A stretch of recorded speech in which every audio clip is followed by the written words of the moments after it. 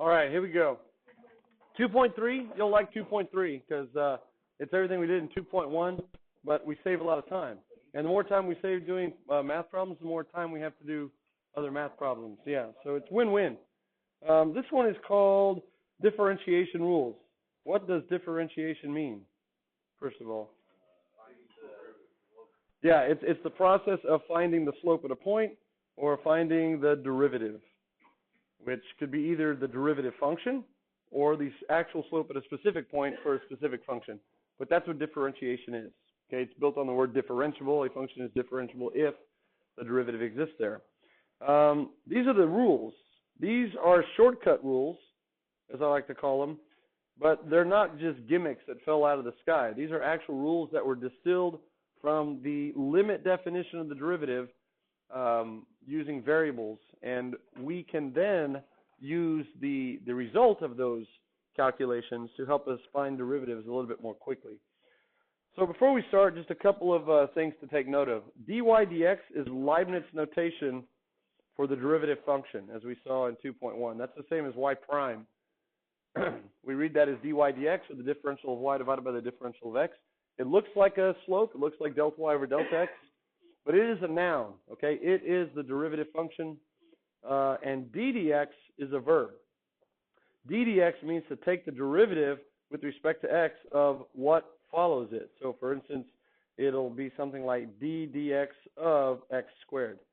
What that means is take the derivative of x squared with respect to x. And I'm going to show you how to do that today without setting up the limit definition. So d dx is a verb, dy dx is a noun. So the first rule that we're going to learn is called the constant rule. Pretty easy rule to remember, because it just says that if you have a constant, like y equals a constant c, then the derivative of that constant is 0. Okay, so what's the derivative of a constant? 0.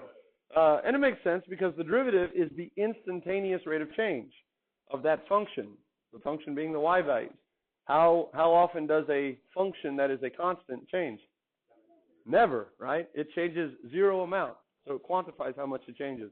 It's a horizontal line, so as you go from left to right, the y values do not change at all. So the derivative of a constant is 0.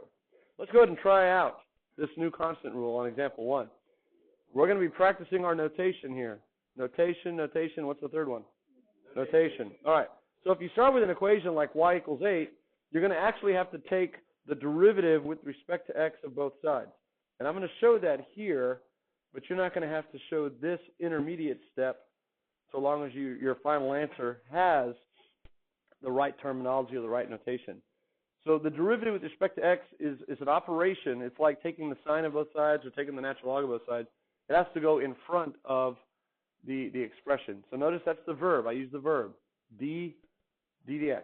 Now on the left-hand side, it's just a matter of sliding that y into the numerator and getting dy dx, or y prime. And over here now, we can evaluate the derivative of the constant 8 with respect to x. It's Tyler. You already gave it away. It was what? 0. So if you just have y equals 8, you can go straight to dy dx equals 0. I like using Leibniz notation. Okay? So that's essentially what happened to the y. It essentially just kind of slides up in here and becomes dy dx. All right, sweet. The next one is f of x equals 0. If you take the derivative of both sides with respect to x, what's the derivative of the left side? What notation do we use? We could put df dx. That works as well because the function's name is f. But typically in function notation, we use the prime notation. Okay, so the derivative of f would be f prime. And what's the derivative of 0? 0. Yeah, that number. What's its derivative? 0. It's also 0. Very good. Just making sure you weren't just repeating the question. 0. Right. All right. Do C on your own. Take about 2 seconds. Don't mess up.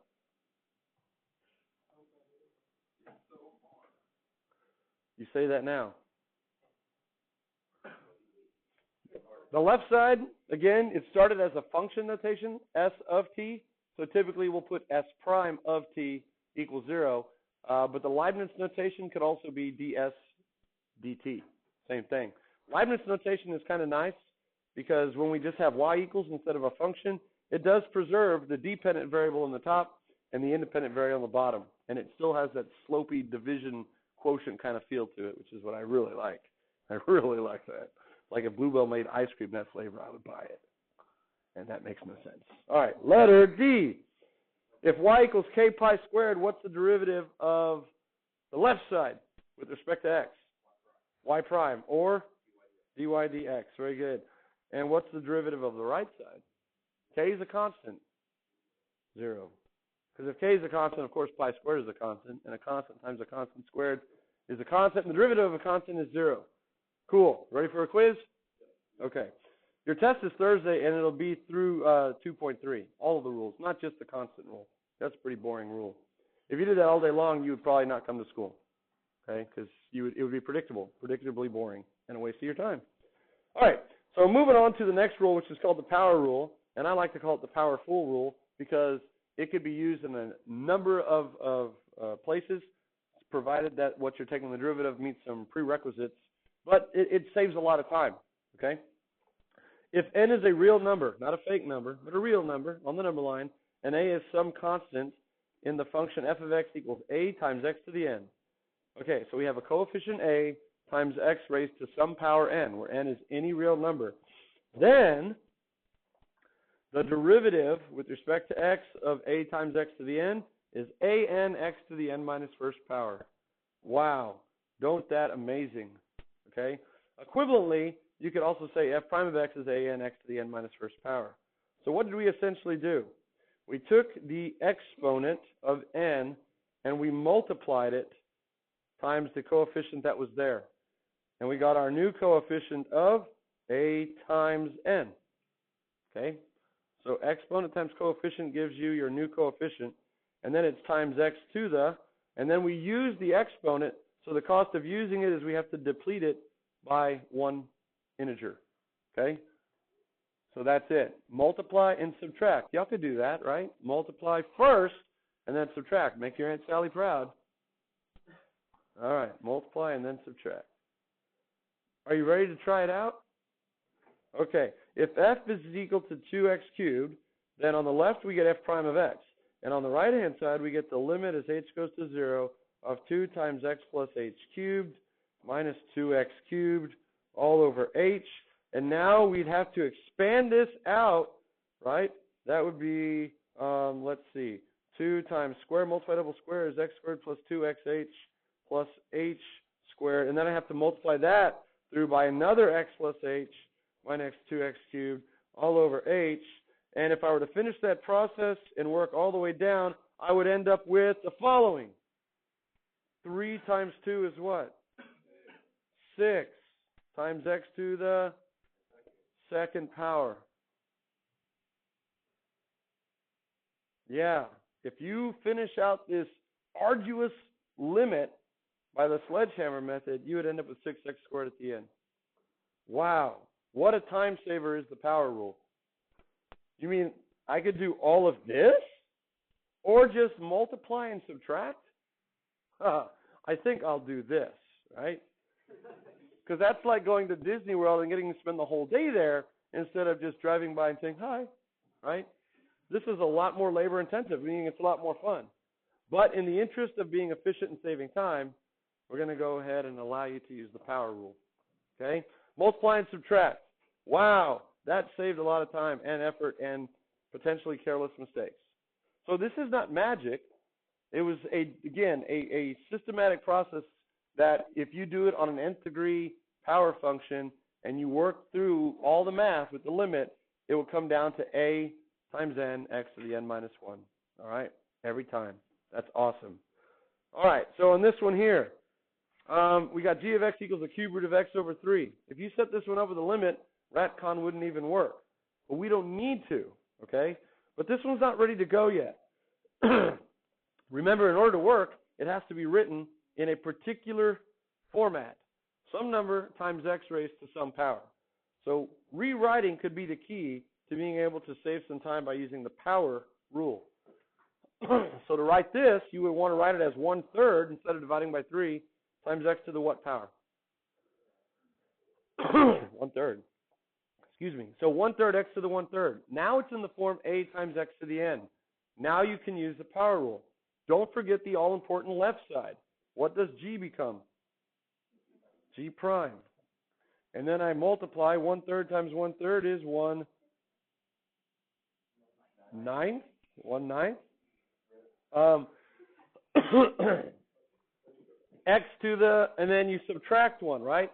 1/3 minus 1 is negative 2/3. And that's the derivative, okay? It's customary to put it back in the original form, which didn't have any fractional exponents. So if you clean that up, which puts it in a more usable format, it's the same as 1/9 cube root of x squared. And that is the derivative function. If you wanted to know how fast the graph of the cube root of x over 3 changed at any given point, that tells you. What do we know about the value of the slope of this function at 0 from our past experience? This is the parent function, x cubed, that is vertically compressed by a factor of 3. It does not exist, because what does the graph look like at x equals 0? Vertical tangent line, okay? So notice the function exists there, right? What is g of 0? G of 0 is 0. G of 0 is 0. Well, what's g prime of 0? It's d and e. Okay, if you try to plug in, you'll see that you can't divide by 0. So again, the derivative somehow knows that even though the function is defined at 0, the derivative is not. When you plug in, you get non-zero over 0, which of course we know is some type of infinity. And you can figure out that it's positive infinity because plugging in any type of x value here, you're going to square it to get a positive number. So that's pretty cool, that the derivative knows not only what the slope is at every point, but knows where it's not supposed to exist. Pretty impressive. Okay, this one. We have y equals 5/3 quantity x to the 5th. We got to rewrite it, don't we? Because the bottom looks like it's ready to go, but that's in the denominator, and it has to be written as a times a power of x in the numerator. So we would rewrite this one, y equals 5/3 x to the what? Negative pi's power, right? Negative pi's power. And then we multiply and subtract. So y prime or dy dx, either one. You multiply and you get negative 5 pi thirds, which is a pretty nice unit circle angle. X to the negative pi minus 1. You just leave it like that. You don't try and call it like negative 4.14. Now to clean it up, if we take the x to the bottom, it's going to be down there with the 3. And what would the exponent become on the bottom, the power of x? Would it be positive pi minus 1? That would be answer choice A. It's pi plus 1. Good. So when you said yes, you actually meant no. Okay. I can speak your language. Right. It's not positive pi minus 1 because you have to change both signs. When you take something from the top to the bottom, you change the sign of the exponent, which means you have to essentially distribute the negative 1, and it becomes positive pi plus 1. But a good answer choice for answer choice A on a test would be negative 5 pi thirds with the 3 and an x is just a pi minus 1. You can't just change the first sign. You got to change both of them. Okay, sweet. Excellent. And you go ahead and do this last one here on your own, and I'll go ahead and do it on my own, and we'll see if we get the same answer. Remember, if it starts as a radical with no negative exponents, you want to end up that way, but in the intermediate step, you need to write it in power rule format.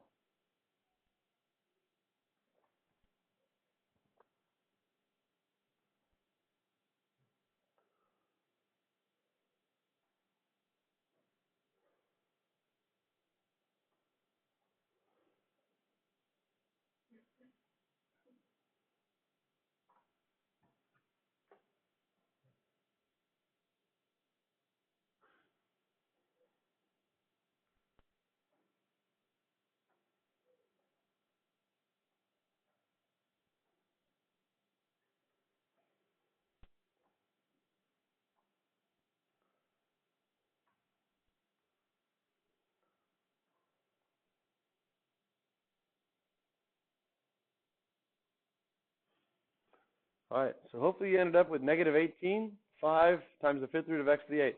Notation in the intermediate steps is important. When you're just rewriting it, it's still just y equals. Now it's a x to the nth power. So now it's like you're taking the derivative with respect to x of both sides. We're just not showing it. So you get dy dx equals this, multiply, subtract, and then clean it back up. Notice if you were to use the limit definition here, it would be, first of all, LCM over LCM, and then it would turn into some kind of crazy cubic or fifth root radcon kind of thing.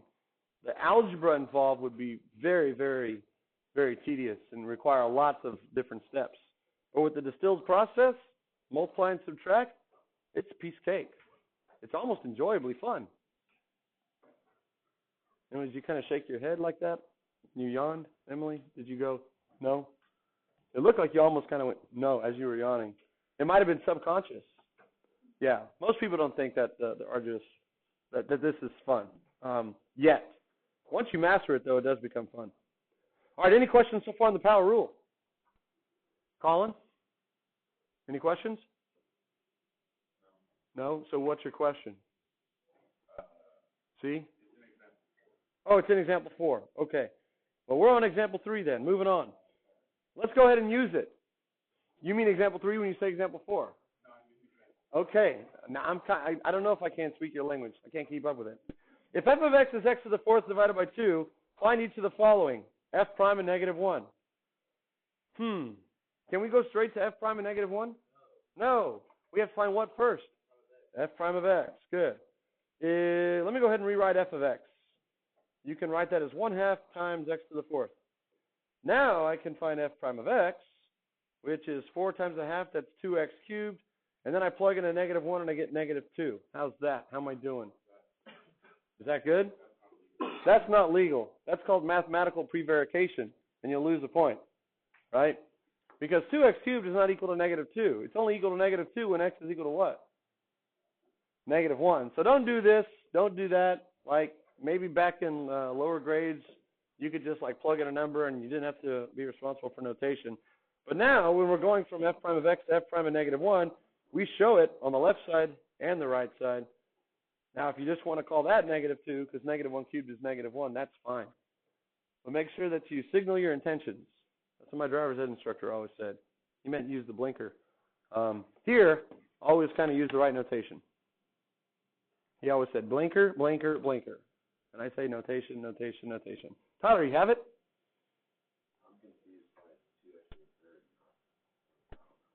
Okay. Well, let's do it in slow motion. It's a times x to the nth power, right? So there's a, and then we multiply. That's times 4 times x to the, and then it's 4 minus 1. 4 times 1/2 is 2. 4 minus 1 is 3. So it becomes 2x cubed. Yeah, multiply and subtract. You'll get really, really good at it. And then we plug in 2 times negative 1 cubed, which is 2 times negative 1, which is negative 2. There you go. Show more steps in the intermediate as you're learning if you need to. But if you can go straight for it, go for it. Okay, cool. B, f prime is 0. Well, now that we have f prime of x is 2x cubed, f prime of 0 is a piece of cake. F prime of 0 is 0. 2 times 0 cubed. Oh, that's kind of interesting. 0 is a very, very important slope at a point. Slope at a point. We have a 0 slope at x equals 0. What type of tangent line does that have then? Horizontal. We have a horizontal tangent line to the function at x equals 0. Kind of nice. Kind of nice to know that. All right. The x coordinate where f has a slope of 128. Okay, so we can actually use this like a slope formula where f prime is the slope at a point and 2x cubed has the input of the x value. So instead of having an x value, plugging it in to find the slope, if you know what you want the slope to be, you can plug it in for f prime. So 128 equals 2x cubed, and then you solve for x, right? You get x cubed equals 64, and the cube root of 64 is 4. Yeah, and it said the x coordinate, so there it is. If you wanted to find the y coordinate, you could plug it back into the y value machine, which is your f function. Okay. No, who's the guy in your shirt? Sandor Clegane. Who? Sandor Clegane from.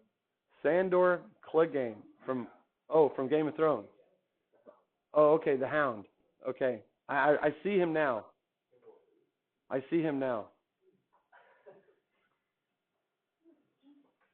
Okay, yeah, he's got the burned face. Does he like fried chicken? He likes chicken in general. But his face is burned, so probably not fried chicken. Probably brings back horrific nightmares. Probably raw chicken, feathers and all, knowing him. Okay, I didn't even know a shirt like that existed, but that's my naivete showing. Okay, any questions on example 3? I didn't even know his real name. I just know him as the Hound. What is the FC part for? Just for chicken? Hound fried chicken. Hound fried chicken. Oh, okay. So he does like fried chicken. You expect me to know these things, Well, you're wearing the shirt. I don't know. Yeah, I don't know. Okay. Hey, Max, how is it over there at Mix? It's good? Yeah. They serve chicken there? Okay. Why'd they close? Didn't sell enough shirts, huh? Yeah, didn't have enough money. Good. Okay. Example 4.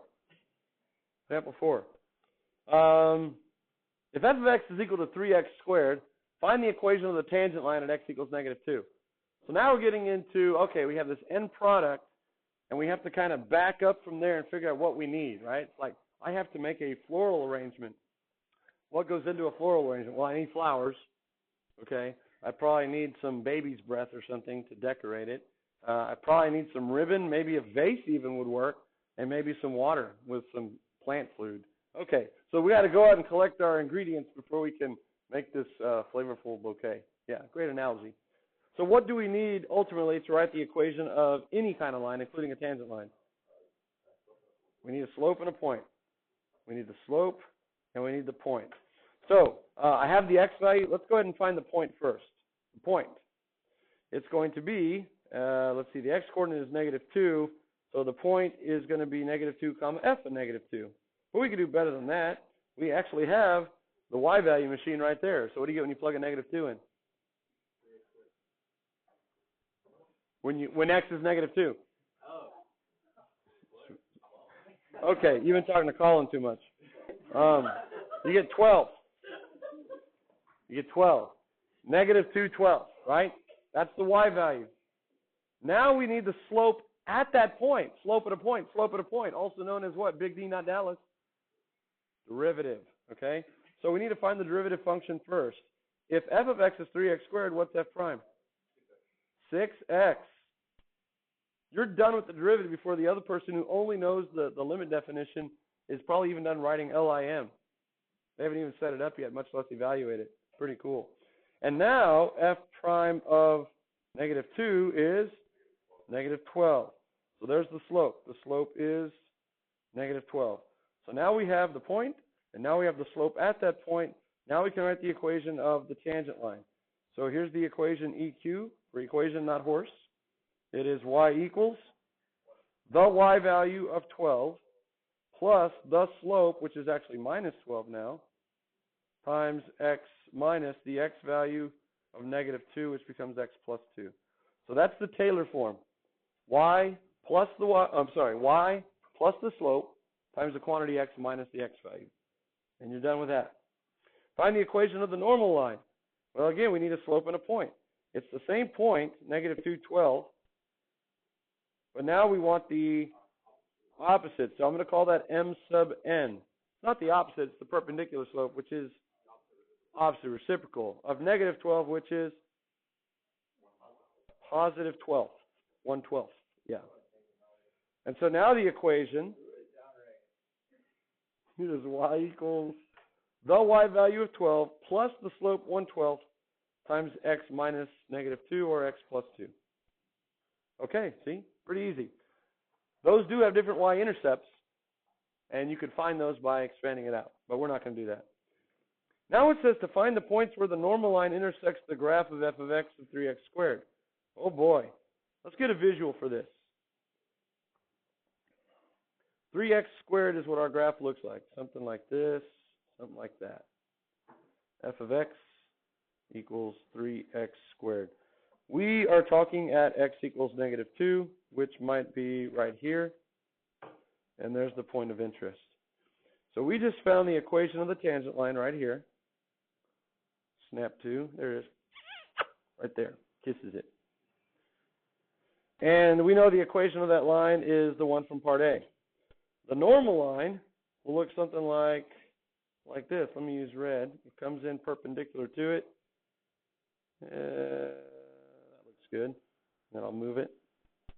Okay, so notice that the normal line is perpendicular, and it does intersect the graph of the blue function twice.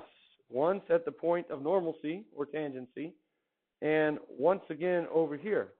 And it says that we need to find the points where the normal line intersects the graph. Well, we already have 1 point, right?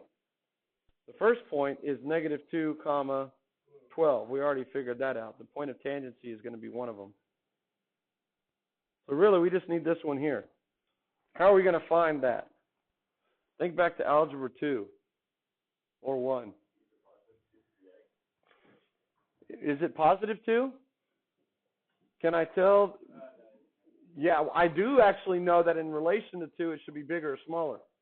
Yeah, because of the symmetry of the graph on either side of the y-axis, the line that's normal has a positive slope. It's going to be some x value bigger than 2. So if this were a multiple choice question, any answer choice that says which of the following is a point of intersection, if it's not bigger than +2 for the other point, you could throw it out. But how do we figure out in general where two graphs cross? And we have their equations. We set the equations equal to each other. That's exactly right. So we know that f of x, which equals 3x squared, is going to have to equal the normal line equation, which I have right here. So I'll just drop that in right here. 12 plus 1/12 times x plus 2. All right, so now I can kind of abandon the f of x. In fact, I think I'll just delete it. I'll just make myself this nice little conditional equation. And now I just got to solve for x. You want to work with fractions the whole time, or you want to eradicate them immediately? Yeah, let's eradicate them. So to do that, we're going to multiply both sides by the denominator, which is 12 and 12. So over here you get 36x squared. Parentheses are important on the right-hand side. If you multiply by 12 and you don't have parentheses, then you'll lose a check, okay? Because we're multiplying 12 by 2 terms. Now when you distribute, you get 12 times 12, 144. Impressive. Plus 1/12 times 12 is 1, which is when we distribute, we get x plus 2. Okay? In other words, don't distribute the 12 into that second term. Just let the 1/12 and 12 divide out. And I guess I don't need parentheses. All right, so now I have a squared term, a non-squared term, and a constant. That's a quadratic. We'll just get everything on the left side and set it equal to 0. So in descending order, you get 36x squared minus x. It becomes 146 on the right. So when you bring it to the left, it becomes minus 146, and that equals 0.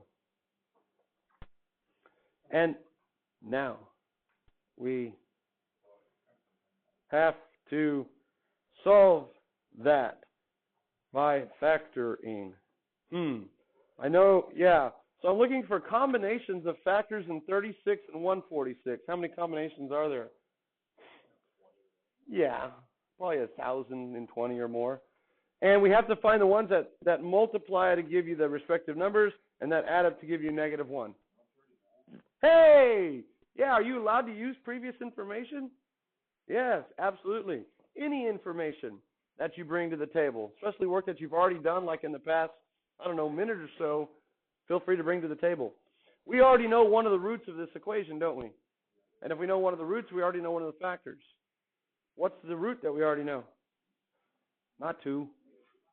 That's 2 is -2 in your book. I get it. I get it. -2 is one of the x values that satisfy this equation. So if -2 is one of the roots of this equation, what's the corresponding factor? X plus 2. See, there's +2. I know how you're thinking. Now we can force the other factor. If this is an x, I have to have something here that gives me 36x squared, namely 36x. Yeah. And if the 2 times something, it's got to be a -146. This one's got to be a -73. And let's see if that works. On the outside, you get negative 73. On the inside, you get positive 72. Negative 73 plus 72 is negative 1. Man, factoring is easy. And so now, excuse me, if I set them each equal to 0, which I won't do, I'll do that in my head, we'll actually use the factor theorem. If x plus 2 is the factor, then x equals negative 2 is the root. And if 36x minus 73 is the factor, then x equals positive 7336 is the other x value, which is bigger than 2. Yeah. It says to find the points. So let's say we wanted the actual points. So the points are going to be negative 2 comma 12. We already figured that one out. And 7336 comma, how do I figure out the y value there? Plug it into what? Either one. Very good, Colin. We can either plug it into 3x squared or 12 plus 1, 12x plus 2. I'm a fan of the second one, but I'm going to do the other one just to save time. 3x squared. So it'll be 3 times x squared, and what is x? 7336. You can expand that out in the privacy of your own home. Okay? I'm just going to leave it like that. So there they are. There's the points. Yay, go math, right? That is a kind of, yeah, very good. Your free response on Thursday might kind of look something similar to that, as it did last year. Yeah, which he's not giving anything away, because I know that everybody knows that the tests from last year and the year before that I tested, bless you, over this subject, bless you, I knew it was coming, are already online with the key posted. So if you look at the last few years, this was the free response question. All right. Any questions then on this question? Very important now all of a sudden. Ouch. Okay.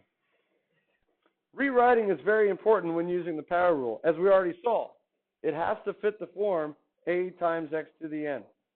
If it's not, you got to write it like that. This is worth repeating. Rewriting is very important when using the power rule. Okay, example 6, rewrite, evaluate, which means differentiate, and then simplify. So we've already done it with the noun format.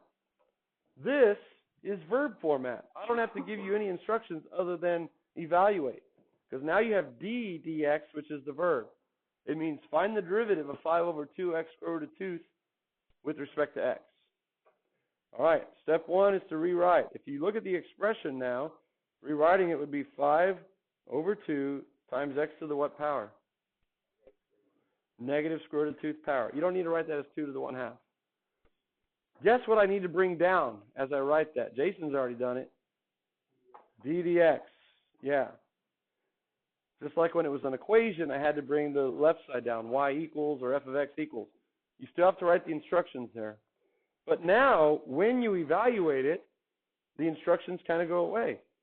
You multiply and you get negative 5 square root of 2 over 2 times x to the negative square root of 2 minus 1. Okay, we're actually taking the derivative of x with respect to x. So if you wanted to, you could put over here times dx dx, but that doesn't make sense to you right now because we haven't learned the chain rule. But what do you think dx divided by dx is? It's 1. Okay, so anyway, there is the expression evaluated. When you are rewriting it, you still need the ddx. But when you actually implement the power rule, the ddx goes away. And now we're going to rewrite it. That's the same as negative 5 square root of 2 all over 2x to the, what's the new exponent? Square root of 2 plus 1's power. Very good. Love the power rule. Pretty fast, pretty easy. Letter B. Simplify early and often. Simplify early and often. So this one here, first step I might do is realize that I can use a little bitty sledgehammer in the bottom. Think. By the way, could you take the derivative of 2x cubed using the power rule like this? 3 times 2x squared. Does it work like that? In other words, is this in the format a times x to the nth power? No, it's not. Okay, so you have to expand it out. So that'd be 4 over 2x quantity cubed is really 2 cubed x cubed, or 8x cubed. Good. And someone already kind of said 1/2. That's awesome. Simplify early and often. Here's the often part. So now it's 1 over 2x cubed. And notice, if I'm just simplifying the expression, I still have to write the ddx. And now I got to do one more thing. It's now ready to be written in power rule form. It's 1/2 times x to the -3rd. And if you can get to that line in fewer steps than 3, that's fine. But you have the ddx on each and every one of them. Now we'll take the derivative using the power rule. Multiply and subtract. Multiply and subtract. So we multiply, we get -3/2. We subtract, we get -4. And then we clean it back up. That's the same as -3 all over. The quantity, 2x to the +4th. Fun, fun, fun, fun, fun, fun, fun, fun. Fun easy. Questions on that one? All right, on your marker set, go. Letter C is yours. Letter C is yours. I'll do it, you do it. We'll see if we get the same answer. Notation, notation, notation.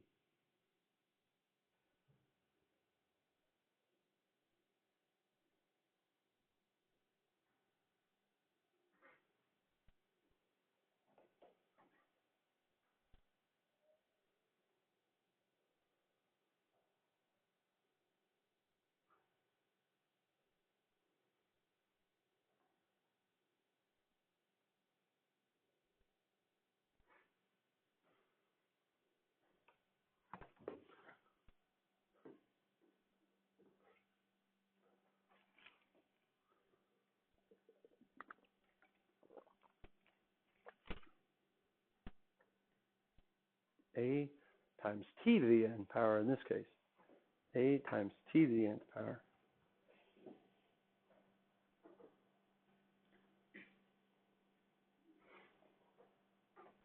Oh, you had, okay.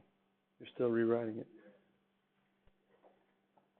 Simplify the expression as much as possible, and then write it some number times some power to some exponent. And then remember, when you are ready to take the derivative, when you finally get it in the number times t to the power, that's when you're ready to implement the power rule. When you use the power rule, the d/dt goes away. Actually, the government banned that a long time ago. Okay. I do not. Yeah, you still own some, but I do not. You own some d/dt? Dang. You use it in your crop duster? No. Do you own a crop duster? Oh, okay. You could dust crops. They have like ground crop dusters. Yeah. You have one of those, yeah. But they don't call them crop dusters. What sprayers? Self-propelled sprayers. There you go. I grew up in the valley, and we always had crop dusters because we had lots of orchards around my house, and they would come in. I'd sit out there and watch them, and I was just, they'd almost mess my hair up as they kind of came by. And I was just waiting for one to crash, and they never did. They knew what they were doing. Crop dusting. Anyway, that was my story for the day. It's Happy Math Storytelling Day. Yeah, it really didn't involve math. But I was doing math at the time. I was a math student at the time, 2nd, 3rd grade. That was back before they had air conditioning in the buildings, and it was in the valley where a lot of citrus grows, and so there was a lot of fruit flies. And so I remember I got this government-issued kind of brown paper, and I remember the windows were open and the flies were in, and I was sweaty, and I had flies in my face. I had beads of sweat on my math paper. But I still learned, darn it. I didn't let the flies or the sweat keep me from learning. So anyway, y'all, look at y'all, man. Any flies in here? Did you bring any flies with you? No? Y'all all bathe? Didn't bring any flies with you? And you feel the temperature? It's very, very pleasant in here, right? I guess that's why I keep it cold in here, because I have an aversion to doing math, PTSD, with sweaty, dripping flies all over your face. Every once in a while, you'd be like, when you see a problem, like, oh my gosh, looks like a fun one, and a fly would suck in your mouth, and then that was lunch. I mean, that's what we did for lunch. That was lunch. Yeah, all that protein. That's right. Yeah. Yeah. It helped build your math muscles. Okay, so anyway, you rewrite it. The coefficient is 7/3. It's t to the 1 minus 1/2 power. If you want to go ahead and write that as t to the 1/2 and then use the subtraction rule for the exponents. Simplified, you get 7/3 t to the 1/2. And notice the d dt is still there. Now I have a t to the nth. So I multiply. 7/3 times 1/2 is 7/6. And 1/2 minus 1 is -1/2. So when you rewrite it, the 6 is in the bottom and becomes the welcoming committee for t to the -1/2, who becomes the square root of t. Excellent. Sweet. Piece of cake. Simplify when? Never and often, or never and rarely, or late? Yeah, early and often. But still better late than never, right? All right, DDM. Let's go ahead and simplify this one together. DDM. I have a quantity in the bottom to the -2th power. I'm going to bring it to the top and write it to the +2th power. That should be a sign like in a dentist's office, right? +2th power. All right. If you simplify that, 3m quantity squared is 3m, which is 9m squared. And then 6 times 9, of course, is 54. That 54 made a cameo on y'all's first test. You remember that? Yeah. So 54m squared. And now I have it written in some number times m to some power. 54m to the second. And now I'm ready to multiply and subtract. When you use the power rule, that's when the DDM goes away. You end up with 108m to the first, or just 108m. Yeah. Fun easy, right? Power rule. Thank goodness for the power rule. Can you imagine like evaluating that with the limit definition? You want to try it and see? When you ever feel like you're taking the power rule for granted, just go back and set up the limit definition and you'll be like, okay, I so appreciate it so very much. Also, notice that it's not dy dm all the way down, is it? It's not dy dm ever. It's the derivative with respect to m of that expression. If you want to put something up there with the d, because you're used to having something like dy, shrinky-dink this guy down, write him up there next to it, and then extend this right there. That's technically correct, the derivative of that with respect to m. But that just looks bulky and awkward, so we don't do that. Well, that's us, guys. All right, we'll stop right there for the day.